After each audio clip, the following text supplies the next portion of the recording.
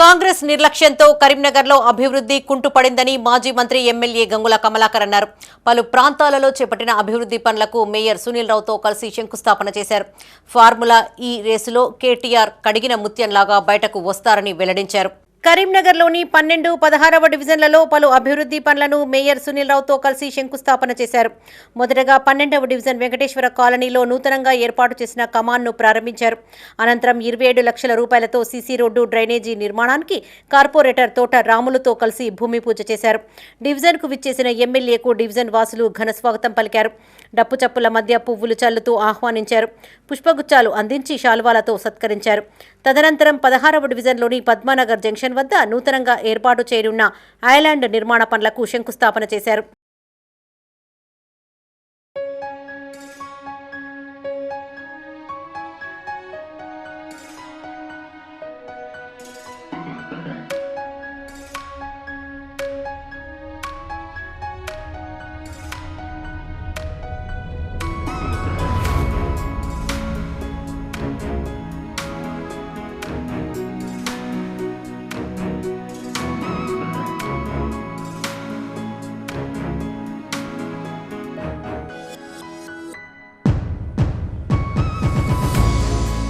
నగరాన్ని అభివృద్ధి చేయడంలో కాంగ్రెస్ ప్రభుత్వం విఫలమైందని ఎమ్మెల్యే గంగుల కమలాకర్ అన్నారు.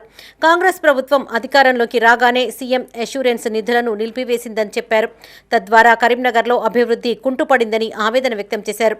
కలియుగ ప్రత్యక్ష దైవం వెంకటేశ్వర స్వామి వారి ఆలయ నిర్మాణానికి 10 ఎకరాల స్థలం కేటాయించామన్నారు. AP CM Chandrababu Naidu TTD చైర్మన్లను కలిసి ఆలయ నిర్మాణం కోసం సహకరించాల్సిందిగా కోరామని చెప్పారు. కాంగ్రెస్ ప్రభుత్వం స్పందించి ఆలయ నిర్మాణాన్ని ప్రారంభించాలని కోరారు. 2016వ సంవత్సరం నుండి వెంకటేశ్వర స్వామి బ్రహ్మోత్సవాలను నిర్వహిస్తున్నామని చెప్పారు. గత ఏడాది కాంగ్రెస్ ప్రభుత్వం అధికారంలోకి రాగానే బ్రహ్మోత్సవాలకు అడ్డుపడ్డారని గుర్తు చేశారు.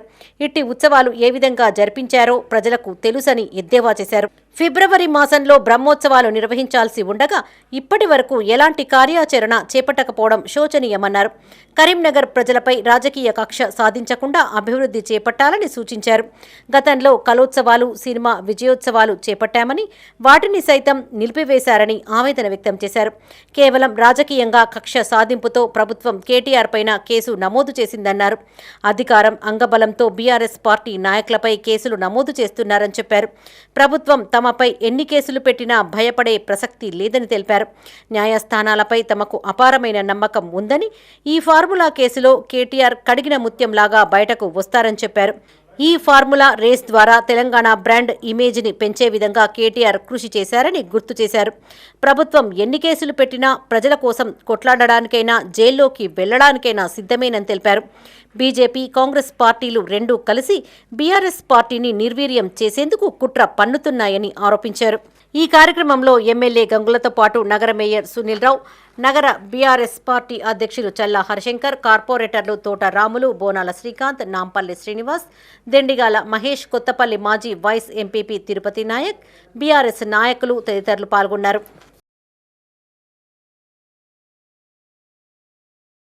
నేను మంత్రిగా, ఎమ్మెల్యేగా, కేసీఆర్ గారు ముఖ్యమంత్రిగా ఉన్న రోజులు ఇక్కడ ప్రజల ఏం అవసరాలు ఉన్నాయో పోవడము, జీవో తీసుకురావడము, నిధులు సమీకరించుకోవడము, కాంట్రాక్టర్తో సమీక్ష పెట్టడము, అధికారులతో సమీక్ష పెట్టడము, పనులు వెంటనే స్టార్ట్ చేయడం జరిగింది.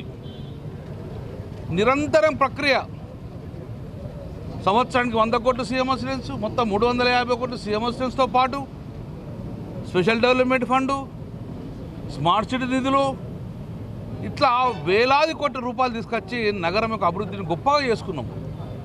తెలంగాణ రాష్ట్రంలో గర్వించదగ్గ నగరంగా తీర్చిదిద్దుకున్నాం. డిసెంబర్ 23 వరకు సీఎంఎస్ఎస్ పనులు జరిగినాయి.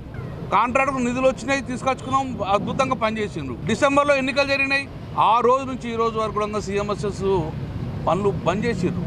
వెంటనే యాక్షన్లు దిగండి, కరీంనగర్ అభివృద్ధి చేయండి, సీఎం అసిస్టెన్స్ నిధులు స్టార్ట్ చేయండి, వెంకటేశ్వర గుడి స్టార్ట్ చేయించండి, వెంకటేశ్వర యొక్క గరుడ పక్షి వాహనం యొక్క ఐలాండ్ స్టార్ట్ చేయండి, బ్రహ్మోత్సవ కార్యక్రమం నుంచి నిర్ణయం తీసుకోండి, ఏదో ఒక క్లారిటీ తీసుకోండి, దాని ప్రకారం ముందుకోవాలని చెప్పేసి నేను ఈరోజు కూడా మళ్ళీ ఎల్లుండి వైకుంఠ ఏకాదశి కాబట్టి మంచి రోజు కాబట్టి ఈరోజు ప్రారంభం చేసుకున్న వైకుంఠ ఏకాదశి పనులలో తొందరగా జరగాలని చెప్పేసి మనస్ఫూర్తిగా కోరుకుంటున్నాను.